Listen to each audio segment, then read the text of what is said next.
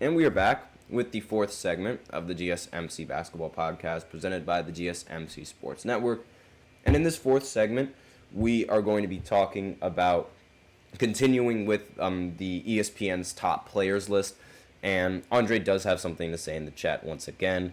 I'm taking a fully healthy De'Aaron Fox over Halliburton. And I agree with you. I think De'Aaron Fox is one of the most underrated players in the entire NBA last season, along with Sabonis. And I do understand that, the Kings, they haven't really had much playoff success, and that's really a big reason why Halliburton is so high on the list.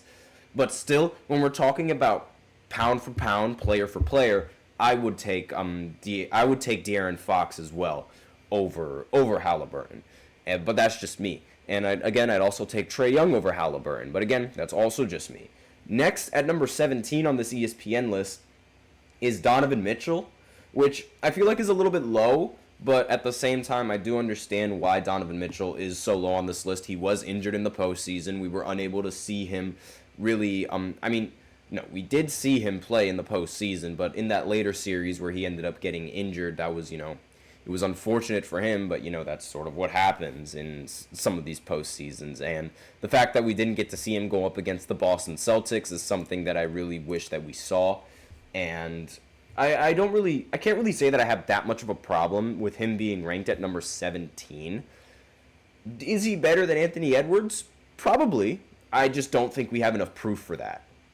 Because Anthony Edwards has already made it farther into the postseason than Donovan Mitchell has in recent memory. Now, is it Donovan Mitchell's fault? Not necessarily.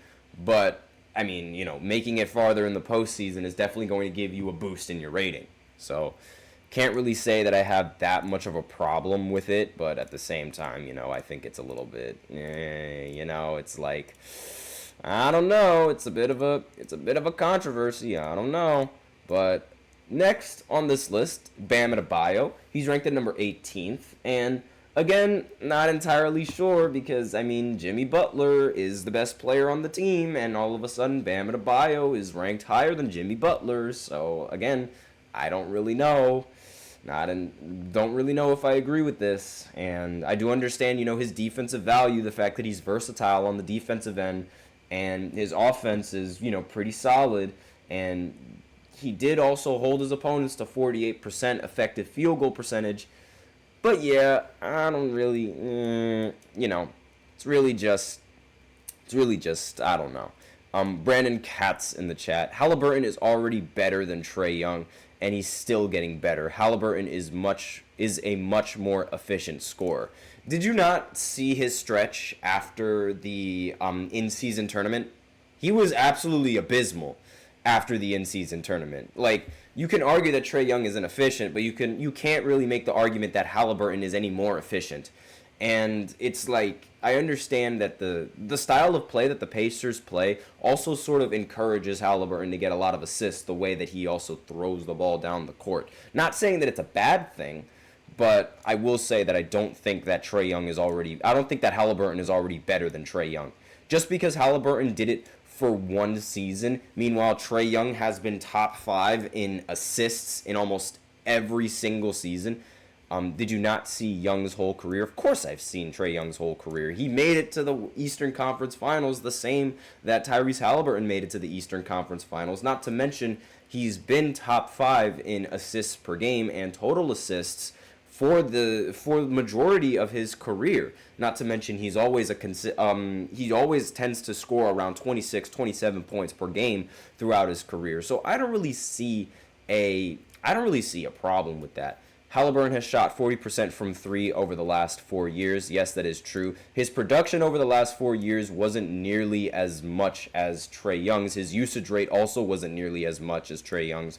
So it makes sense why he's a little bit more efficient because he tends to get a lot of better looks. He played for the Kings a couple of years ago.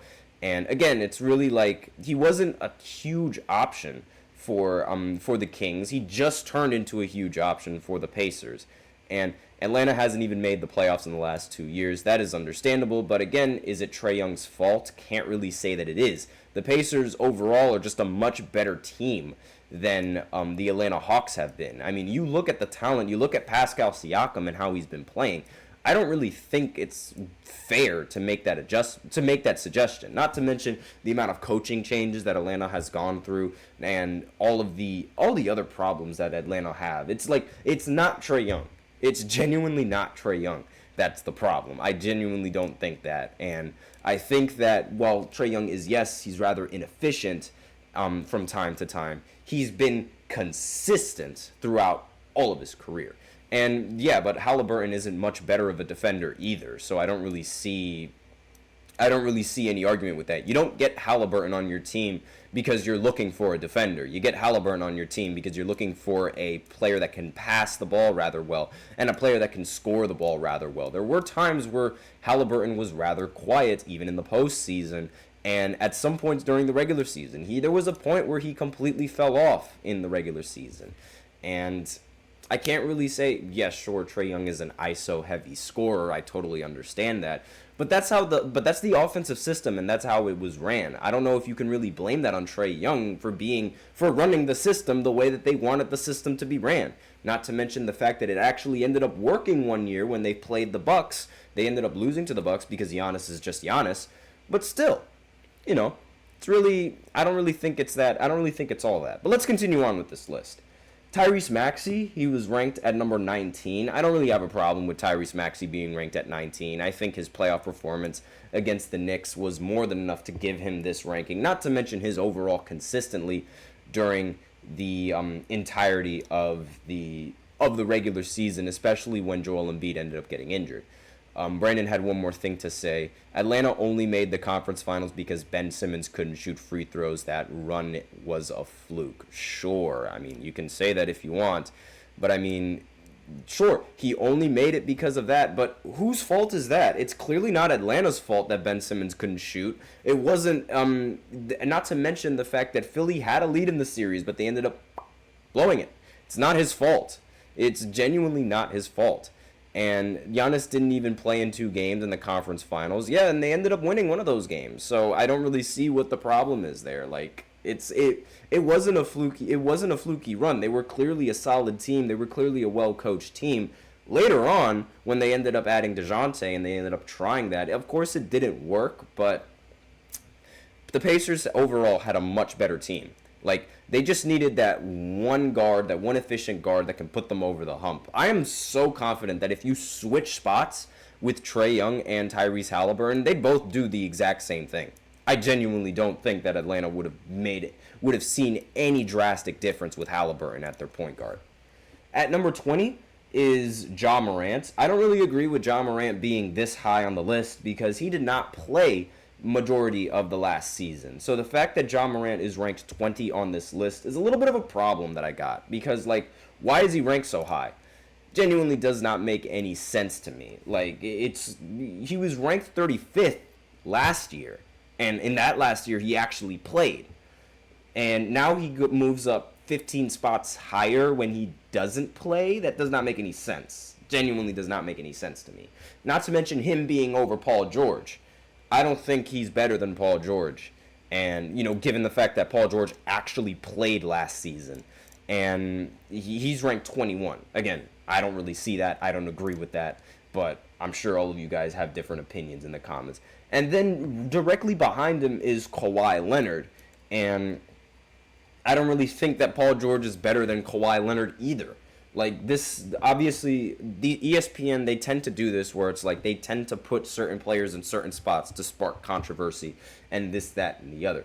And I don't really think Kawhi Leonard should be ranked under Paul George. I feel like you should flip those 2 spots. And I also don't think that Ja Morant should be above either of those 2 players. And then at number 23, we have Damian Lillard, which again is another surprising player to be ranked so high on this list. I don't think Damian Lillard really played all that well to be considered or even be ranked number 23. He did move down a few spots from his previous ranking, which was ranked 14, but having him over somebody like Paolo Banchero, who's ranked at number 24, doesn't make any sense. Paolo Banchero is, again, another player who I think is criminally underrated.